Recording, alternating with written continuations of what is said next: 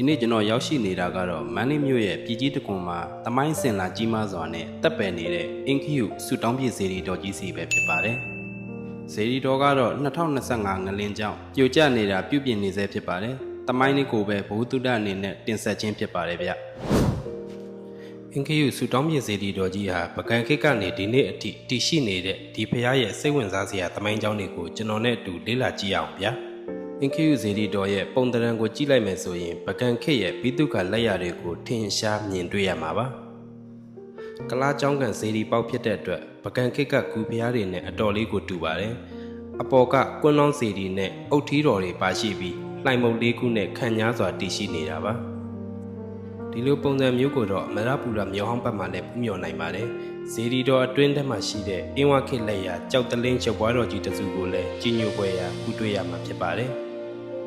ဒီဖျားရဲ့ပွဲနယ်မြေကိုဘာလို့အင်ခယူလို့ပြောရတာလဲဆိုရင်တိတ်ကိုစိတ်ဝင်စားဖို့ကောင်းပါတယ်။သူတေတီတွေရဲ့အဆိုအရလွန်ခဲ့သောနှစ်ပေါင်း800ကျော်ကမြန်မာတက္ကရာ900ခန်းကဒီနေရာဟာအလွန်ကျယ်ပြောတဲ့ရေပြင်ကြီးတစ်ခုဖြစ်ပြီးအင်းကြီးတစ်ခုရှိခဲ့တာပါ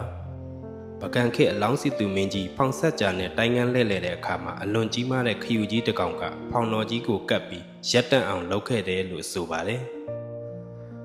ဖောင်တော်က80မရတော့တဲ့အတွက်ပုံနာဟူဟာတွေရဲ့အကြံပေးချက်အရမင်းကြီးကဒီနေရာမှာဇေဒီတဆူတဲပါမယ်လို့အတိတ်ထံပြုခဲ့ပါတယ်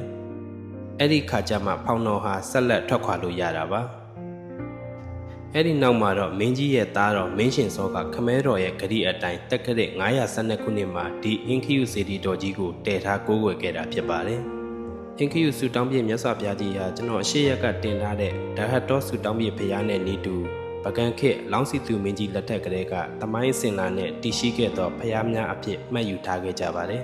။ဒီစေတီတော်ဟာမရပူရခေတ်ဘရင်မင်းအဆက်ဆက်ဆူတောင်းကိုးကွယ်ခဲ့တဲ့ဖျားလည်းဖြစ်ပါတယ်။ဗြိတိရှလက်ထက်မှာတောကြီးမြတ်မဲဖြစ်ခဲ့ဘူးသလိုဌာပနာဖောက်ဖို့ကြိုးစားတာတွေလည်းရှိခဲ့ဘူးပါတယ်။ဖျားရဲ့တကူကြောင့်မအောင်မြင်ခဲ့ကြဘူးလို့ဆိုကြပါတယ်။အခုခါမှာတော့တက္ကရာ1342ခုနှစ်ကစပြီးအင်ခယူတော်ရဲ့မခင်ရိပ်သာအဖြစ်ဝိပဿနာတရားစခန်းတွေဖွင့်လှစ်ပြီးစောင့်ရှောက်ထားတဲ့အတွက်အေဂျင့်နဲ့တရားရိပ်သာလေးတစ်ခုဖြစ်နေပါပြီ